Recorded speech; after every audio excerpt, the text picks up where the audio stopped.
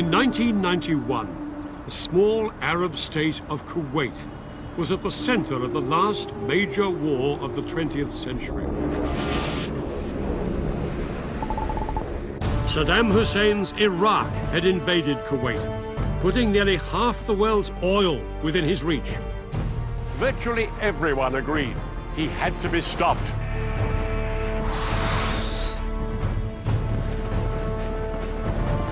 Over 1 million troops faced each other across the battlefield. Revolutionary new technology like stealth bombers, cruise missiles and precision-guided bombs would make this a battle unlike anything anyone had seen before.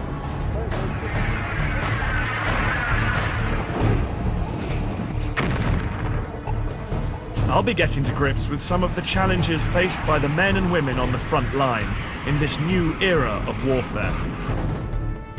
And I'll show how the commanders chose their tactics in a war dominated by cutting-edge technology and ruthless political calculation.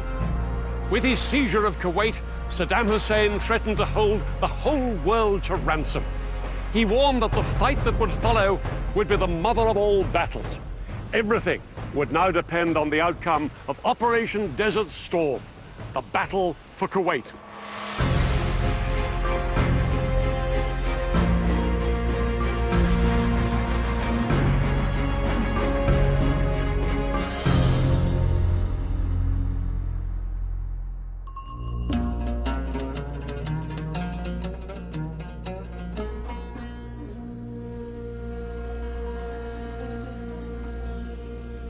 In the early hours of August 2nd, 1990, Iraq's army shocked the world by invading its neighbor, Kuwait. They smashed through the defenses on the border and headed straight down this road towards the capital, Kuwait City. Kuwait's tiny army was unable to mount any serious resistance.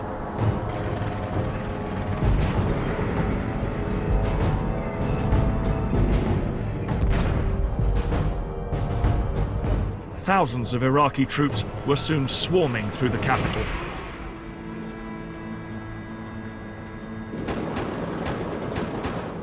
At around 4:30 a.m., just hours after the start of the invasion, Iraqi troops arrived here at the Parliament building.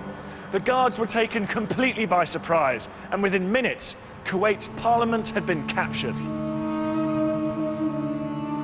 The ruler of Kuwait, the emir, along with most of the royal princes, abandoned their palaces and fled. By the end of the day, the entire country of Kuwait was completely overrun, as thousands of Iraqi troops continued to pour across the border.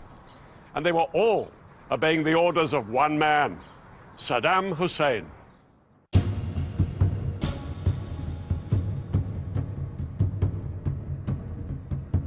Saddam Hussein was the president of Iraq and a brutal dictator.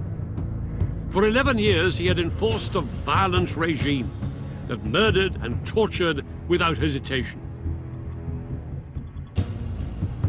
He'd built up the fourth largest army in the world, with over 1 million troops. But his regime was in serious trouble. Not least because an 8-year war with his neighbor Iran had left him with a mountain of debt.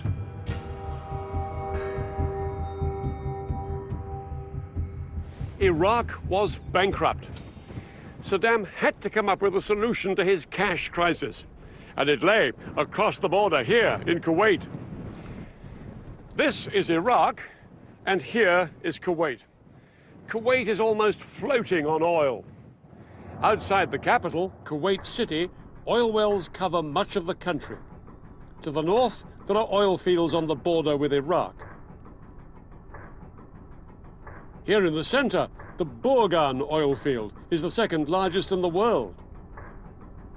Altogether, Kuwait held 10% of the world's oil, and it was this vast wealth that Saddam had captured. Together with the Iraqi oil fields that Saddam already owned, he now had control of over 1/5 of the world's oil reserves.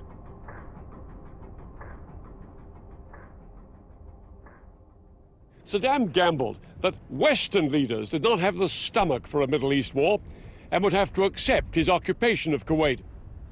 But he was in for a rude shock. This will not stand. This will not stand, this aggression against Kuwait. What has happened is a total violation of international law. Please raise their hand. The United Nations condemned the invasion and called on Saddam to withdraw his troops from Kuwait. But far from withdrawing, there were signs that he might be planning something even bigger. Thousands of Iraqi reinforcements were moving into Kuwait. Some set up defensive positions along the coastline. But most worrying for global leaders was the large number of troops and tanks driving right down through the country and massing on its southern border. The question was, would they stop there? 200 miles south of the border was the richest concentration of oil wells in the world. The oil fields of Saudi Arabia. The Saudi army was small. If Saddam chose to attack now, there was nothing to stop him. If he seized Saudi Arabia's wells, he would control nearly half the world's oil. President Bush Sr. and British Prime Minister Margaret Thatcher were determined to stop him.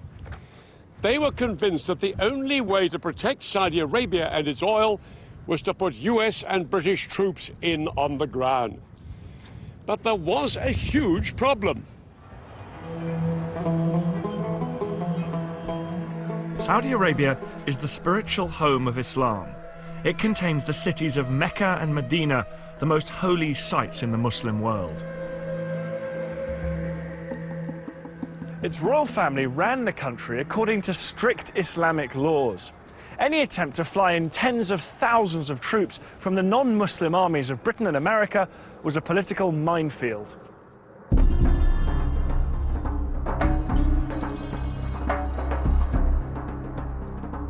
On August the 6th, 1990, just 4 days after Iraq had invaded Kuwait, a top-rank White House team flew to Saudi Arabia to meet King Fahd. They offered to fly in thousands of US troops to defend the kingdom. King Fahd knew his meager forces couldn't stop Saddam Hussein if he chose to invade. And so, despite the risk of huge anger from devout Muslims, he immediately gave the Americans the invitation they wanted.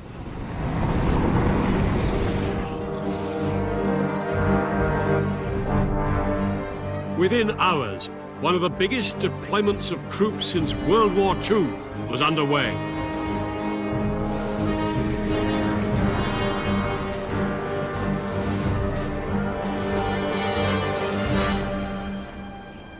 More than 250,000 American and British troops from bases in the US and Europe headed for the deserts of the Middle East.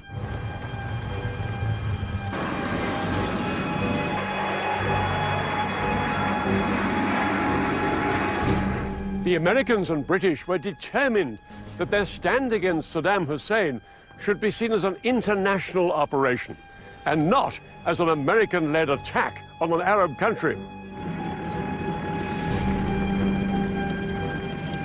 In the coming months, troops from over 30 countries would take their place alongside the Americans and British in the Saudi Arabian desert. It was an extraordinary coalition that even included several Arab states like Egypt and Syria. But it was the Americans that dominated. The man in charge was called General Norman Schwarzkopf. He was a giant of a man with a keen intellect. He also had a fiery temper, and he set the tone with one of his first public comments about Saddam Hussein. If he dares come across that border and come down here, I'm completely confident that we're going to kick his butt when he gets here. Schwarzkopf was a tough talker, but he knew he faced a mammoth task.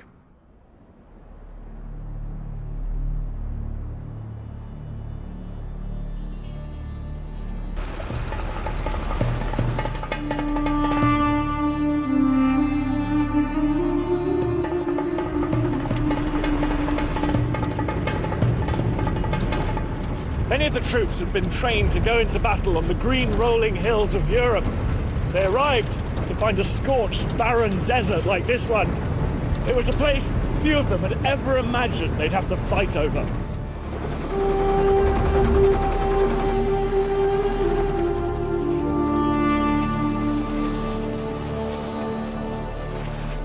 The sand clogged their engines, they got in their food, and no one was even sure it was stable enough to take the weight of the big American combat vehicles.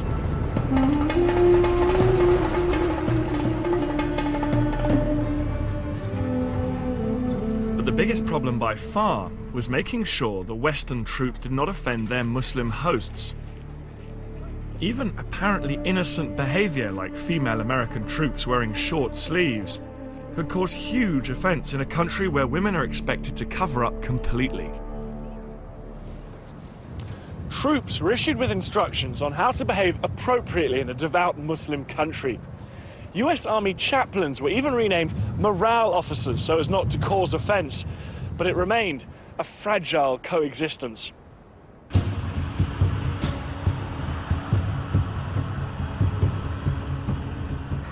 An Iraqi attack on Saudi Arabia remained a constant fear for the coalition.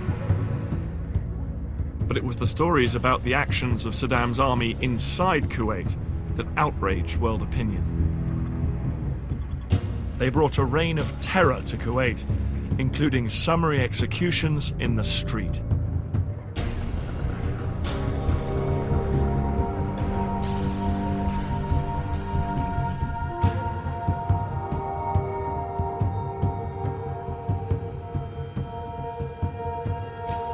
Saddam's men were looting shops, houses, and factories across the city. Torture and punishment beatings became commonplace as the Iraqis tried to crush any sign of Kuwaiti resistance. Some resistance fighters were even shot dead in front of their own families as a warning to everybody else not to get involved.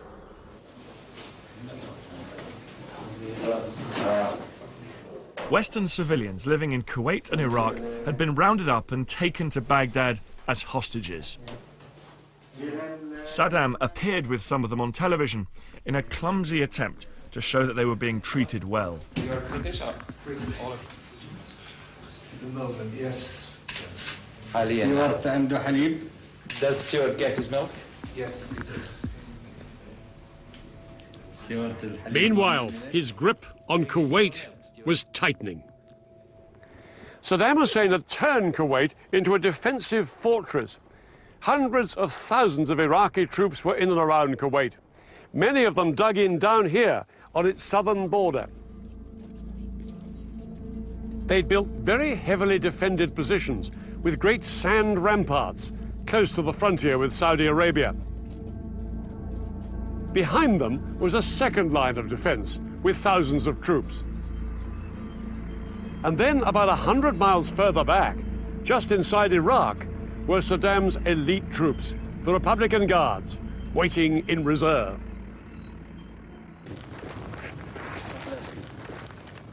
By November 1990, world leaders had run out of patience with Saddam.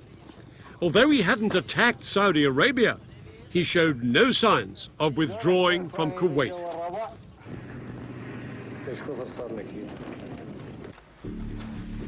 So the UN Security Council passed a new resolution that changed the coalition's mission dramatically.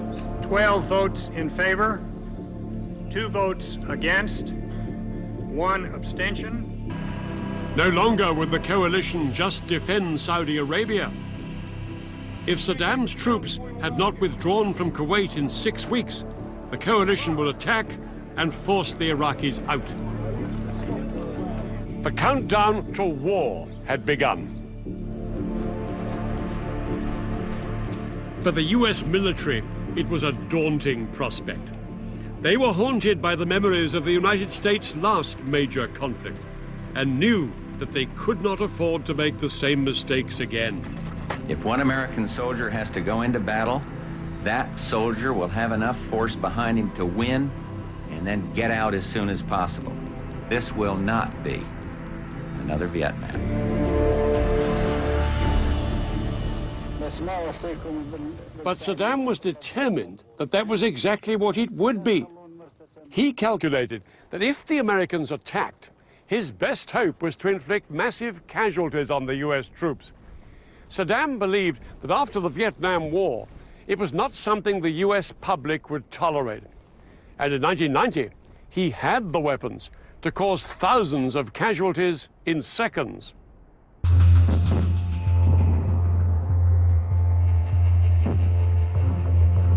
Just 2 years earlier, in March 1988, the Iraqi army had attacked a Kurdish village in northern Iraq, using a mixture of mustard gas and the nerve agent sarin. 5,000 people were killed, and thousands more suffered terrible injuries.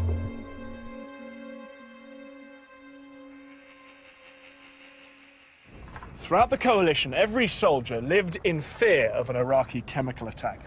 Day after day, they practiced the drills that would save their lives if nerve gas was used against them.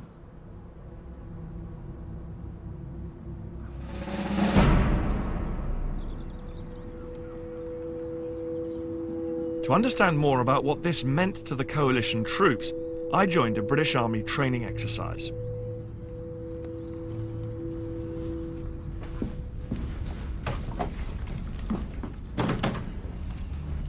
My job was to help unload equipment until the instructor launched a gas attack drill.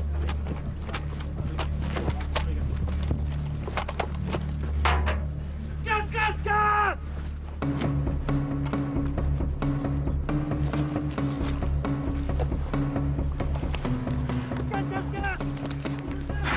Gas, gas, gas!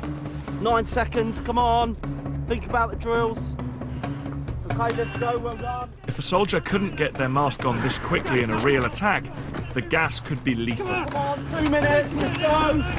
I then had to carry on with my task, exactly like the troops would in a combat situation. Come on, work hard, well done. Come on, really gotta get through. Come on, come on.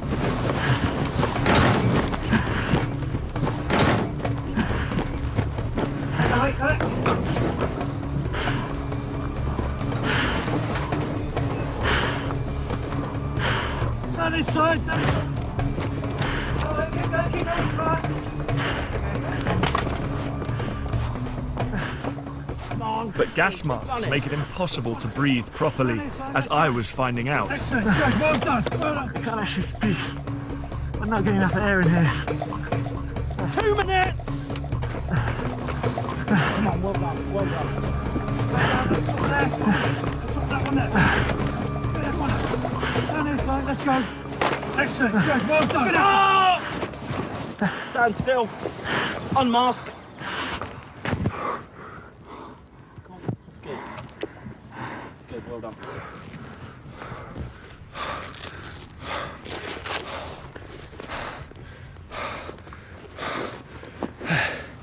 There's just no air in there at all.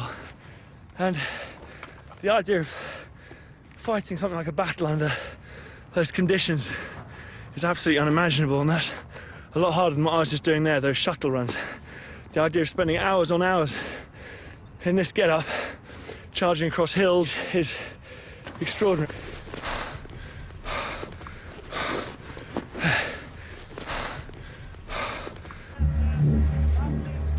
But in 1991, soldiers feared they really would have to fight while under chemical attack. Some of them were already suffering heat exhaustion just from wearing gas masks in training. Schwarzkopf knew that if it came to war, the greatest threat to his troops was Iraq's chemical weapons. And he also knew he would have to minimize American and coalition casualties. The key would be to keep his ground troops out of the battle for as long as possible.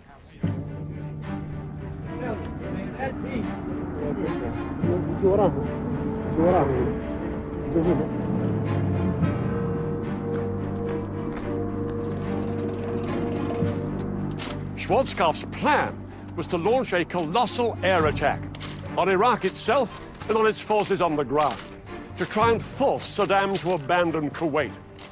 But if this didn't persuade Saddam to leave, Schwarzkopf knew that he would have to take a far more risky step. He'd have to order his forces to fight their way into Kuwait. And some of the experts predicted that this would cost thousands of American lives. His strategy would call upon the full might of the United States Armed Forces. More and more of the world's most sophisticated aircraft, tanks, and weapons were arriving in the Gulf. And 6 American aircraft carriers with over 400 planes would be positioned within striking distance of Iraq and Kuwait.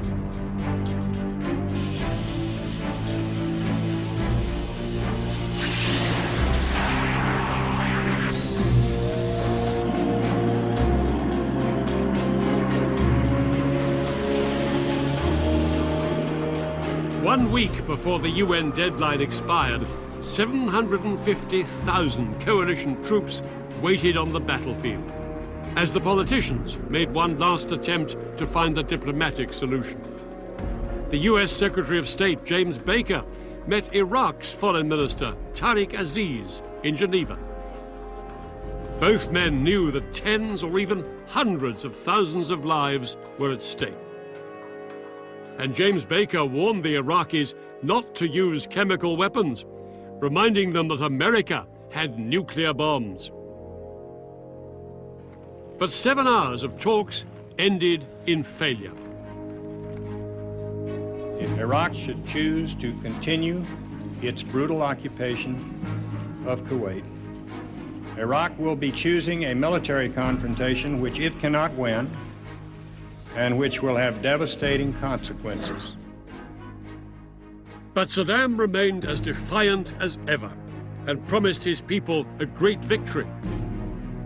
He warned that the Americans depended too much on technology. He boasted that Iraq could rely on the bravery and experience of its soldiers. Their faith would defeat the enemy.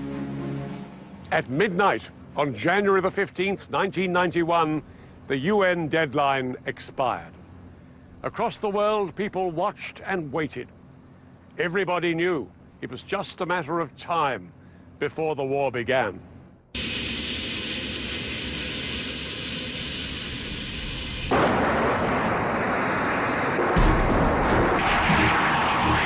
In the early hours of January the 17th, 1991, hundreds of coalition aircraft took to the skies and headed for their targets.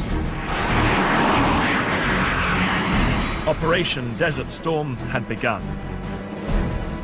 British RAF pilots in low-flying Tornado aircraft carried bombs designed to crater Iraqi runways. The Americans' first target was Iraq's capital. From the rooftops of Baghdad, 3,000 anti-aircraft guns fired into the night. Flying straight into this wall of fire were 8 American bombers. They were so sophisticated that the Saudis had nicknamed them Ghosts.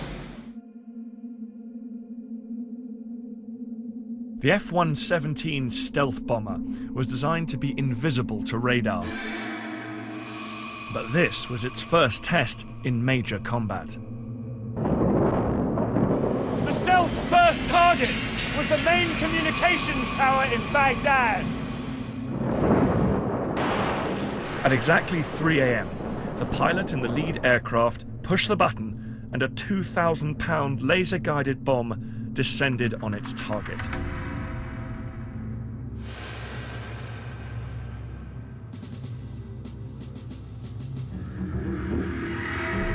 Across the city, the ground shook as 14 more bombs from other stealths hit their targets. The aircraft turned for home. Cruise missiles launched from US warships knocked out the power stations and plunged the city into darkness. The air campaign, unleashed by the coalition against Saddam's Iraq, was codenamed Instant Thunder. It was the most powerful and focused use of air power in the 20th century. On the first night, coalition aircraft flew over 1,000 sorties. They hit power stations, radar and communication networks, airfields, and chemical weapons facilities. The aim was first to gain control of the skies above Kuwait and Iraq, and destroy Saddam's ability to coordinate his forces, and then to target the forces themselves.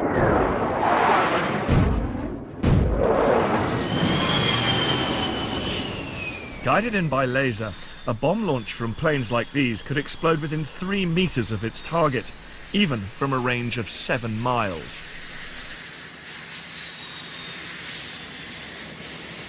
The bombing campaign had badly damaged Iraqi radar stations and gave Iraqi pilots little chance to respond.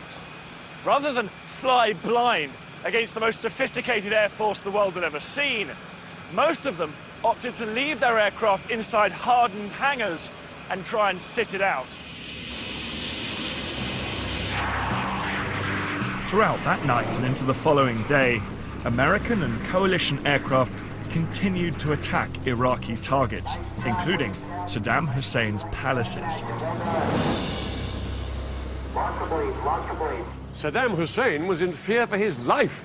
He moved between safe houses to avoid the coalition attacks. But in public, he would not be cowed. On Baghdad radio, he declared that the mother of all battles had begun. And in secret, he ordered his army to launch the weapon that he hoped would blow the coalition apart. Its target was a country over 700 miles from Kuwait.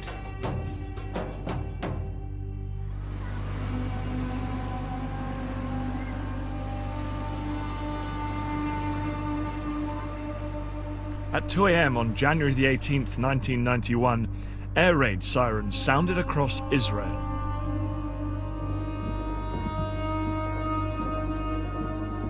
They warned of a Scud missile attack from Iraq heading for Tel Aviv, Israel's biggest city.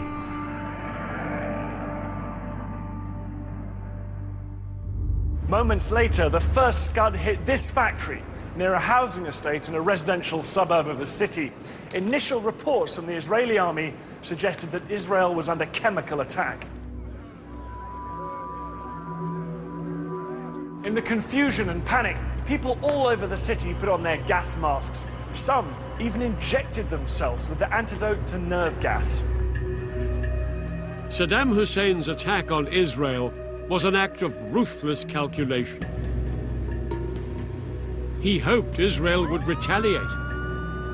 If it did, Israel would then appear to be on the same side as the Arab nations in the coalition.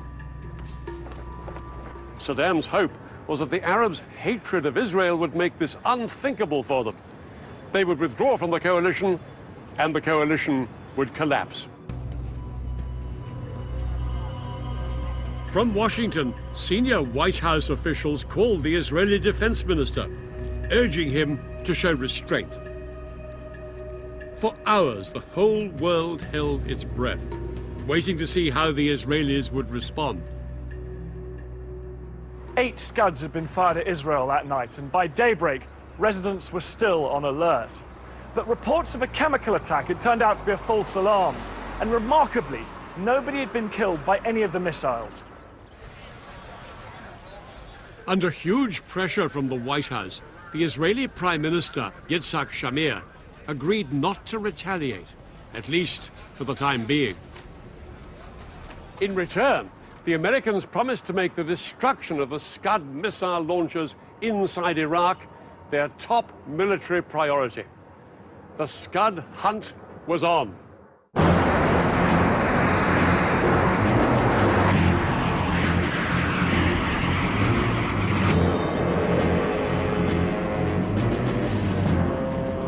Coalition aircraft began flying around the clock, searching thousands of square miles of empty desert, hoping to spot Iraq's estimated 20 mobile Scud launchers and then destroy them.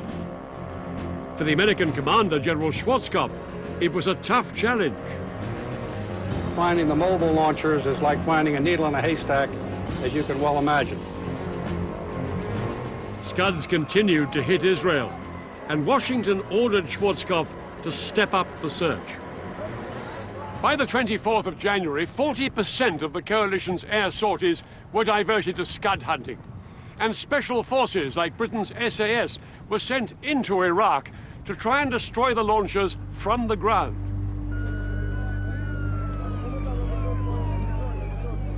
The Scud attacks on Israel went on, but still they failed to break up the coalition as Saddam hoped.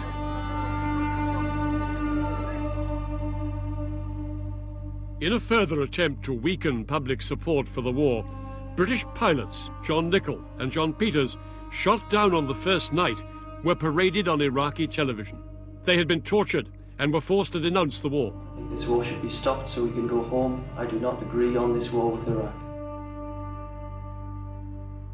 The pictures provoked condemnation across the world and only inflamed Western public opinion against Saddam. Saddam was unable to prevent the air campaign systematically destroying his army. So 2 weeks after the air war began, he ordered an attack that would force the Americans into the risky ground combat they wanted to avoid.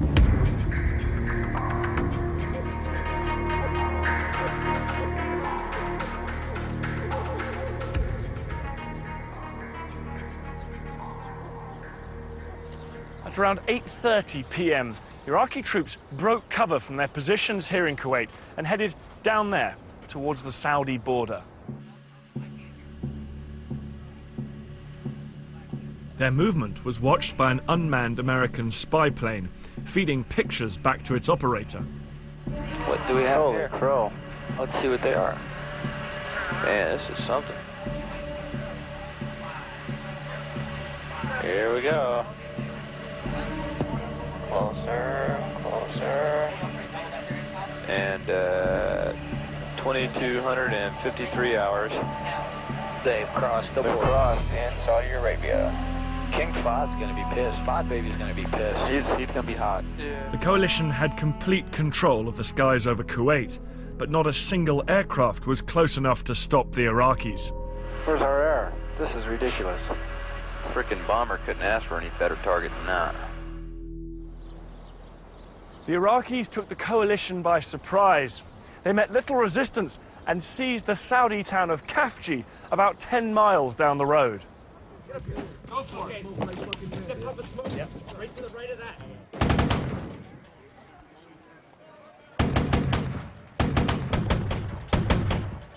Troops from America, Qatar, and Saudi Arabia now had to fight their way into the city to regain control.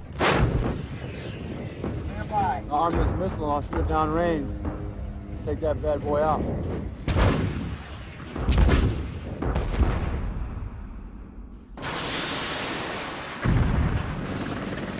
And when air support finally arrived, they had a decisive advantage. I certainly would not want to be an Iraqi troop up there. Aircraft are swarming over that battlefield like gnats. After 2 days of fighting, coalition troops finally regained control. An estimated 38 Iraqis were killed and hundreds more captured, but the coalition had suffered too. In their first taste of ground combat, 43 coalition troops, including 25 US Marines, were killed. For some, it had been a sobering experience. I never expected that kind of fear, but you have to overcome it. Because if you don't overcome it, it's just like being defeated without actually being killed or anything like that.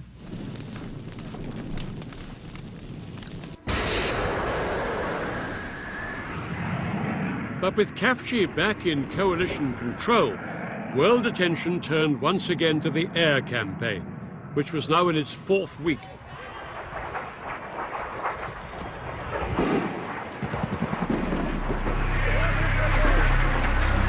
Television audiences across the world had become hooked on the extraordinary footage being beamed into their homes around the clock.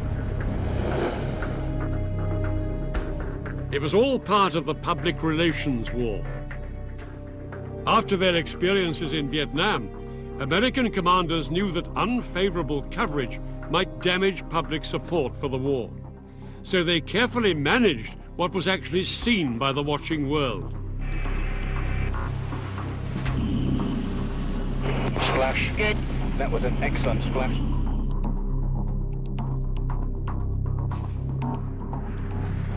The American general who commands all the Allied forces in the Gulf has said that Operation Desert Storm has been going according to plan. The aim was to portray the war as clinical and bloodless, with so-called smart bombs making surgical strikes. I'm now going to show you a picture of the luckiest man in Iraq on this particular day.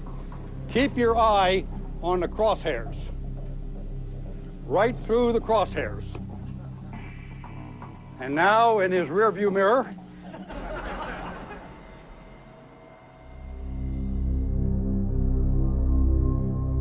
but the laughter was about to end.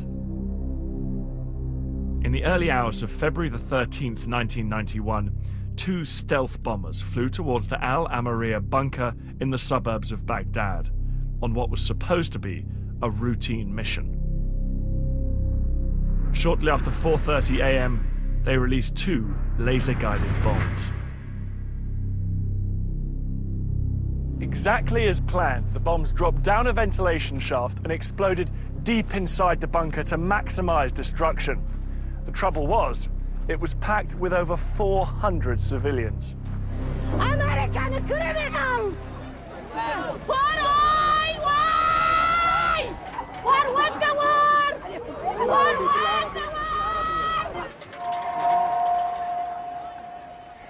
Hundreds had been killed, many of them children.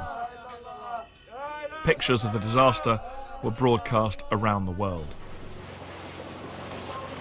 I miss my wife and my children. It's not fair. Nobody says something to stop this massacre. It was a terrible mistake. Coalition air planners had believed that the Al Amariya bunker was being used by Iraqi commanders, not civilians. These images of so many dead civilians and their distraught relatives shattered the myth that this was a bloodless war, and it forced Schwarzkopf to curtail the bombing of Iraqi cities for fear of causing more civilian casualties.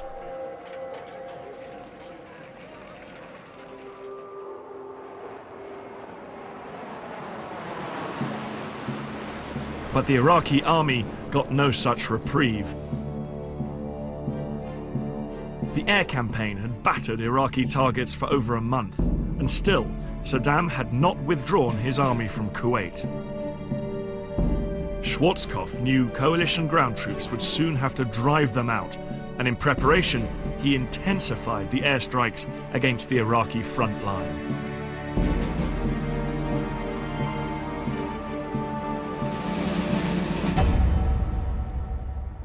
There was nothing smart about this bombardment. Old-fashioned planes like the giant B-52s that had flown over Vietnam dropped old-fashioned explosives and napalm on the Iraqi positions. When a canister of napalm hit the ground, it exploded in a mass of burning jelly, which incinerated anything it touched and sucked the air out of everyone's lungs within 50 meters. Coalition airmen flew around-the-clock bombing missions attempting to destroy 50% of the Iraqi armor. We're trying to get ready for the ground troops to go in. So we're really trying to hit them hard in order to clear it out for the ground troops. We send out 300 or 400, 500 bombs a day. Some of them weigh 1,000 pounds apiece, so it's unreal the tonnage going out here.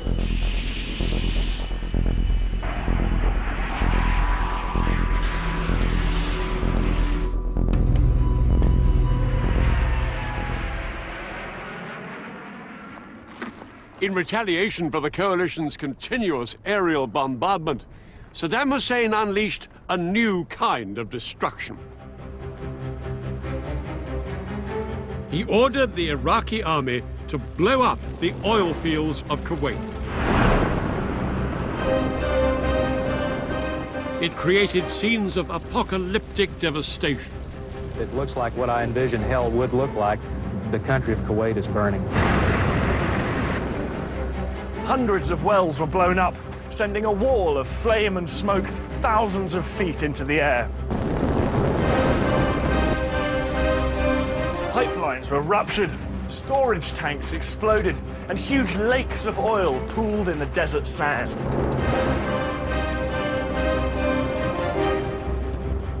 Choking black clouds filled the air, and day turned to night as the smoke blocked out the sun.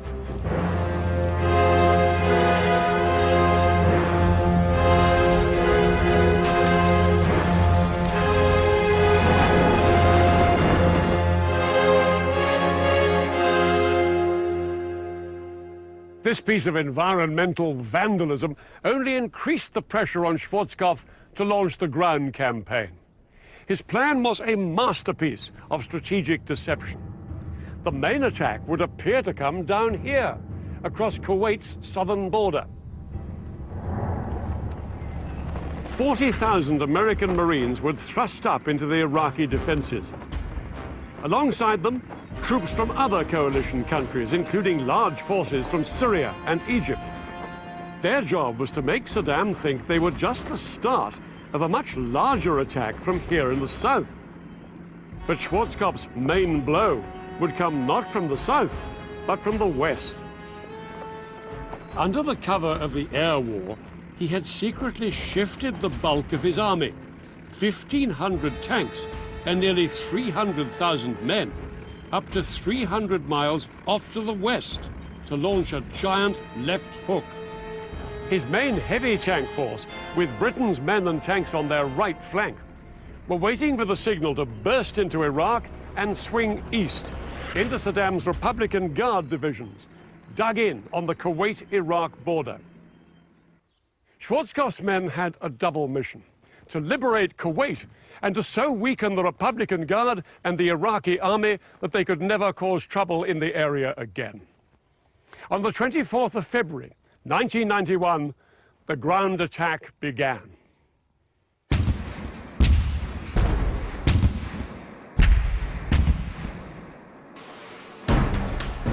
Out in the Gulf, the big guns of the US warships began a massive artillery barrage onto the Kuwaiti coastline.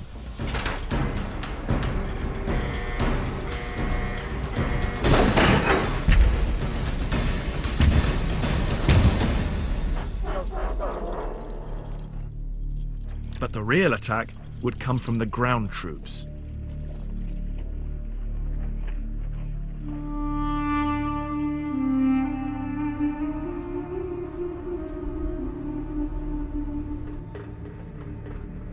And the first to go in would be the US Marines. This is it.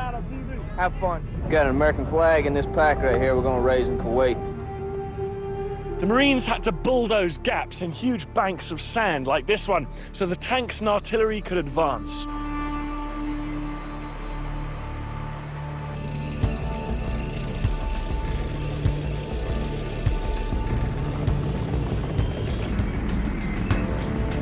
As the first troops went in, none of them knew what would happen. The fear of a chemical attack was so great that the US troops wore chemical protection suits and gas masks. In front of them, they expected vast minefields and tens of thousands of Iraqi troops in heavily defended, entrenched positions. Coalition commanders expected the Marines to be able to penetrate just a few miles into the heavy Iraqi defenses, with as many as 1 in 3 of the Marines being killed or injured. But as the Marines crossed into Kuwait, they were amazed at what happened. Everywhere, Iraqi troops either abandoned their positions or were raising the white flag in surrender. Most of them were conscripts, and after the devastating 5-week air bombardment, they were sleep-deprived, shell-shocked, and dehydrated. They were in no position to fight.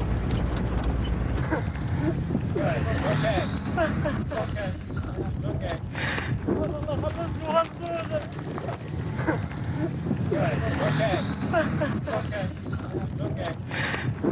All right. Hey, let's go. Get up here. The Marines continued forward into Kuwait. There was little resistance, and nearly everywhere their progress was unopposed. Right now, I feel sorry for the people that are remaining on the enemy side because we're going to wipe them out. It's just a matter of time. The Marines were scoring a major success in their thrust up here into Kuwait, almost too successful. They and the Arab forces to the east and west of them were fast heading for Kuwait City. There was now a risk that some of the crack Iraqi units, like the Republican Guard up here, might retreat before Schwarzkopf's army could destroy them. So he brought forward the timetable for his main attack. He ordered his big left hook, including Britain's tank force, to go in 15 hours ahead of schedule.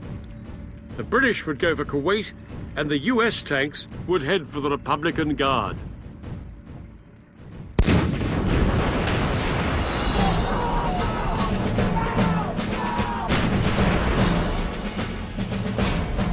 "10 hours into the ground war, at 2:30 p.m., British and American troops began a massive artillery barrage onto the Iraqi positions in front of them.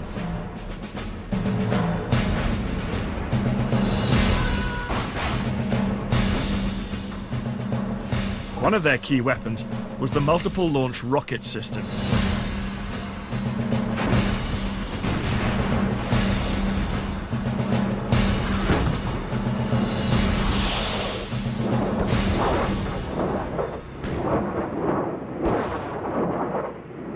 As each of the rockets burst in the air above the Iraqis, it scattered 644 bomblets over them. It was as if they were being showered by hand grenades. In just over 30 minutes, more than 500,000 of these bomblets landed on the Iraqi troops.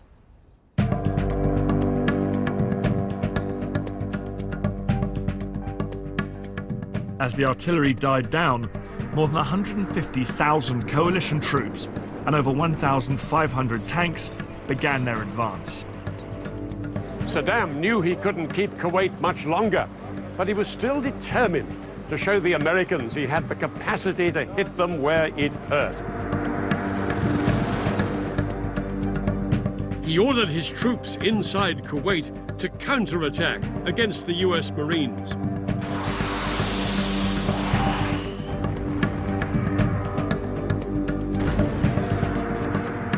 But they couldn't match the Americans' firepower, nor halt their relentless drive towards Kuwait City. However, Saddam still had one last sting in his tail.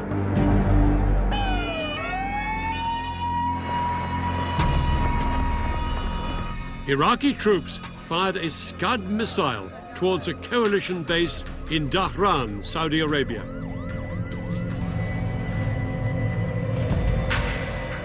The resulting explosion killed 28 Americans, and 100 were left wounded. One of these ambulances has to go up there.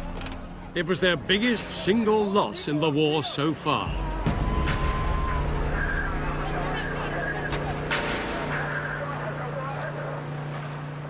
Despite this incident, the British and American troops had to keep up the speed of their advance. Saddam's army was collapsing by the minute, and every minute counted if Schwarzkopf was to be able to destroy the bulk of Iraq's military equipment before it escaped.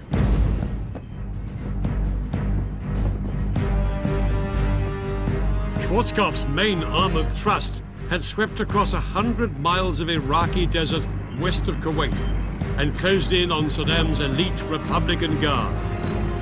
Finally, at 4 p.m. on the 26th of February, they came face to face. A gunner in one of the lead vehicles spotted a line of Iraqi tanks on the horizon. The US tank commander realized that he was heading straight for a major Republican Guard position.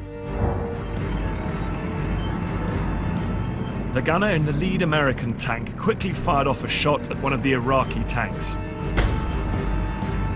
Seconds later, the American commander watched as the shell landed directly on the target. The Iraqi tank exploded, throwing a man out through the hatch, engulfed in a ball of flame. Within seconds, the other American tanks had opened fire. In just a few minutes, the Republican Guard's position had been obliterated.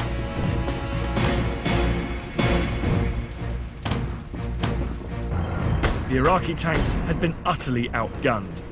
The American tanks could score a hit on the move from over 2,000 meters away.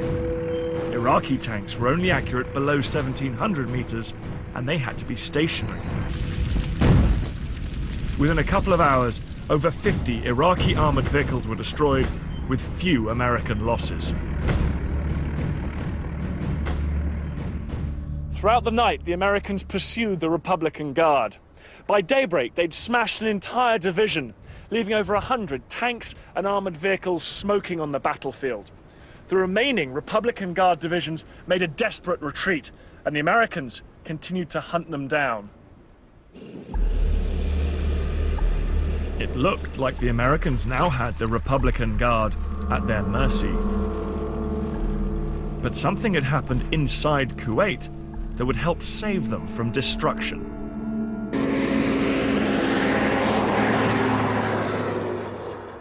Iraqi troops had been fleeing from Kuwait City in any vehicle they could get their hands on. American commanders were determined to stop them. It led to one of the most controversial episodes of the war. Using laser-guided bombs, pilots attacked Iraqi vehicles along a stretch of this road leading north from Kuwait City. This created a roadblock, and behind it, hundreds of vehicles became trapped in a giant traffic jam.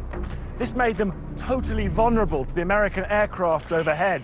Some of them were so desperate to escape that they drove off across the desert. Every available American aircraft was ordered into the attack, with devastating results.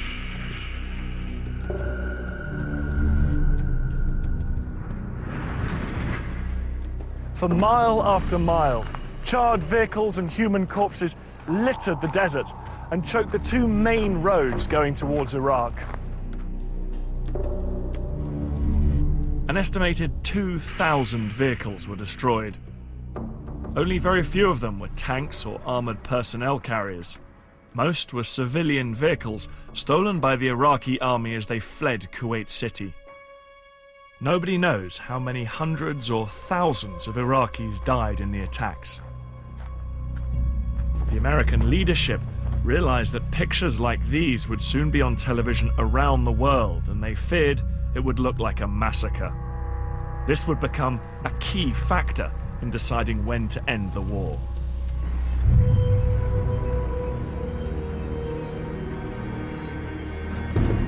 "36 hours later, coalition troops led by units from Kuwait's own army arrived in Kuwait City.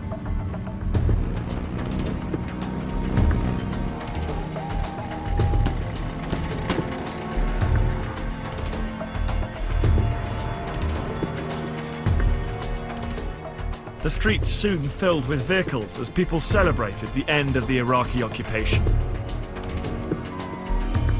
Welcome in Kuwait! Welcome, Mr. Bush! Welcome!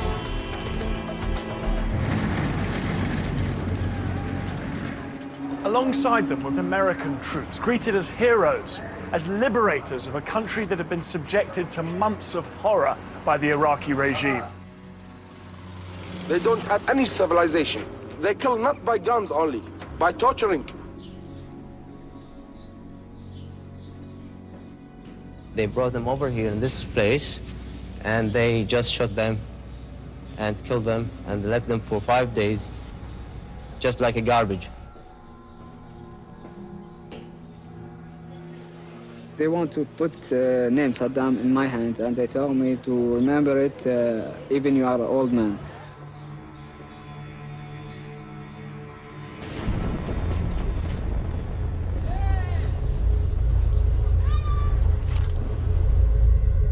With the liberation of Kuwait, the main political goal of the war had been achieved. But the Republican Guard had not yet been destroyed. However, President Bush feared that continuing to bomb a retreating enemy might give the impression that America was behaving like a bully. And so, on February the 28th, 1991, Bush declared a ceasefire. I am pleased to announce that exactly 100 hours since ground operations commenced and 6 weeks since the start of Operation Desert Storm, all United States and coalition forces will suspend offensive combat operations. The Gulf War was over.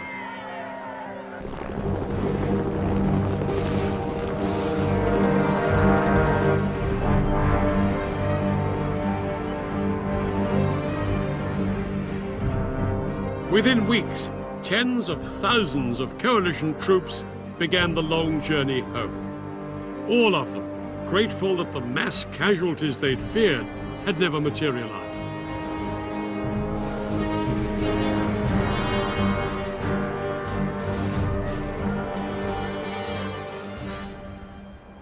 In total, 248 coalition troops were killed, far less than anyone had dared hope. Nobody knows how many Iraqis died, though some estimates put the figure at over 30,000, including 3,000 civilians. Despite the pre-war fears of the coalition, it had turned out to be one of the most one-sided battles in modern history.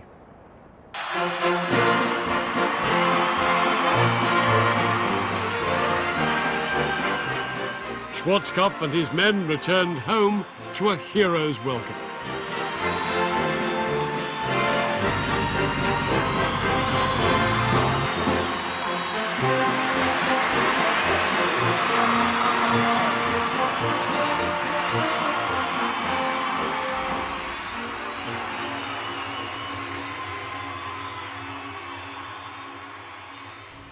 The Allies could have chased Saddam all the way to Baghdad, but they had no authority from the UN and no wish to become mired in Iraq.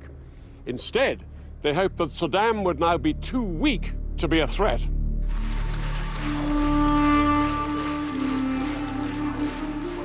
But Saddam's regime did not crumble as the Americans hoped. He crushed two uprisings that followed the end of the war and remained in power for another 12 years. Several thousand US forces remained in Saudi Arabia to keep watch on Saddam's army. Osama bin Laden has claimed that it was this presence of US troops in the Muslim Holy Land of Saudi Arabia that motivated him to launch a series of attacks against American interests. This culminated in the events of September the 11th, 2001. President Bush's son, George W. Bush, was now in the White House, and in response to the 9/11 attacks, he declared a global war on terror. As part of this war, he launched a US and British-led invasion of Iraq in 2003, which ousted Saddam Hussein from power. Thousands of British and American troops remain in Iraq to this day, dealing with the consequences. No one knows when they will return home.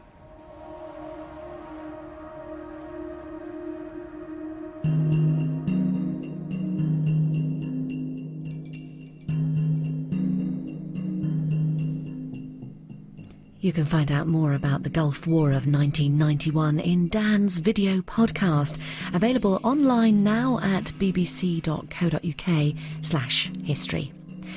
Next tonight on BBC Two, Jack D hosting Have I Got News for You?